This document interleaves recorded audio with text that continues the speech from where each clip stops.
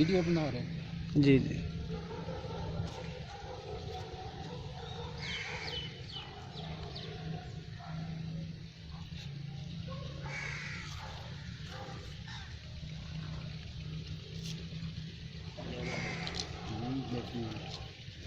चल तू ही बना दे, इनू इतना कर ली थी।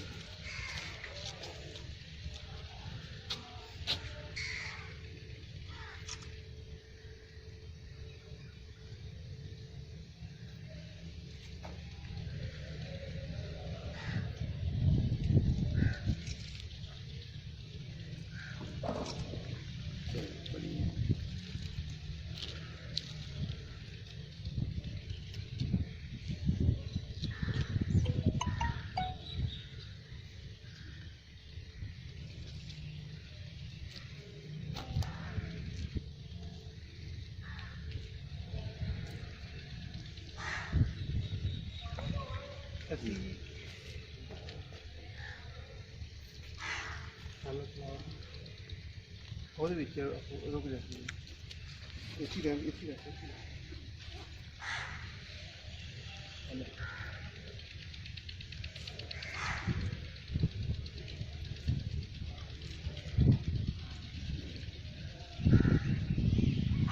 गुरुद्वारा मेरे को नुआ कर दिया। मैं जी आप की थी ना वो देखी अगे चलो कोई अपना जोड़ा कोई काम करना।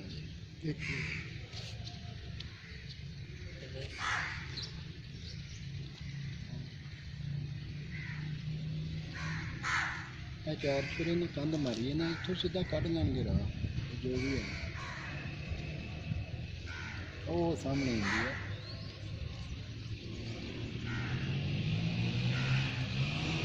लेकिन इन्होंने बाउंड्री फिर बढ़ानी पैनी है बड़ी बड़ी, क्योंकि उतों तो हड़ होना करने बंद इन्हें थान करनी सिख करना।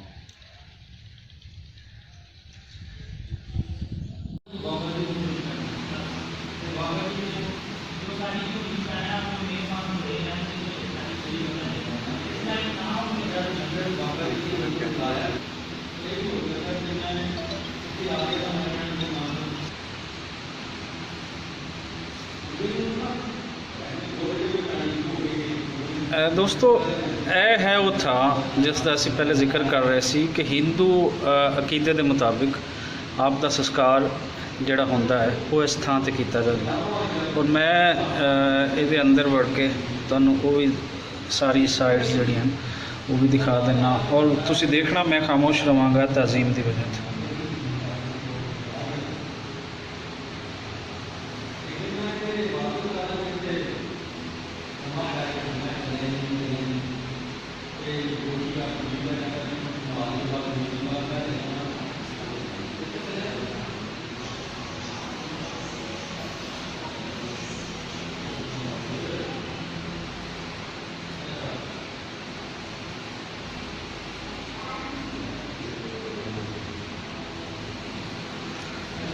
ਜਿਹੜੇ ਦੋਸਤ ਸ਼ਾਹਮੁਖੀ ਔਰ ਉਰਦੂ ਨਹੀਂ ਸਮਝ ਸਕਦੇ ਉਹਨਾਂ ਵਾਸਤੇ ਮੈਂ ਪੜ੍ਹ ਦੇਣਾ ਜੋ ਲਿਖਿਆ ਹੋਇਆ। ਨਾਨਕ ਫਿਕੇ ਬੋਲੀਏ ਤਨ ਮਨ ਫਿਕਾ ਪੁਆਏ, मतलब ये है कि ए नानक जो इंसान रूखे अल्फाज मतलब गाली गलोच से बात करता है उसका जिस्म और दिल मन भी रूखा गंदा हो जाता है। सो यह है कोई आप दा कोड गुरु ग्रंथ साहब का लिखा है पेज नंबर 473 का।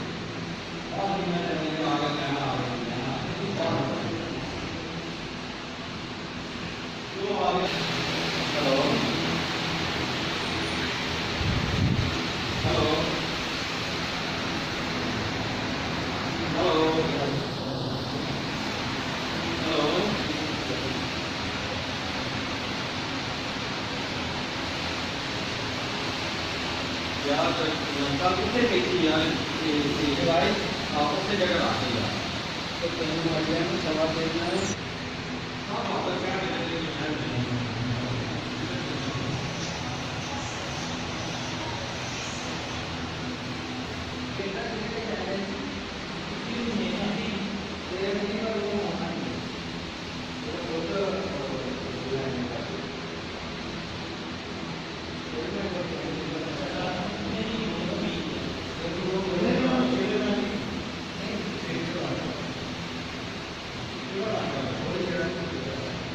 ਵੀ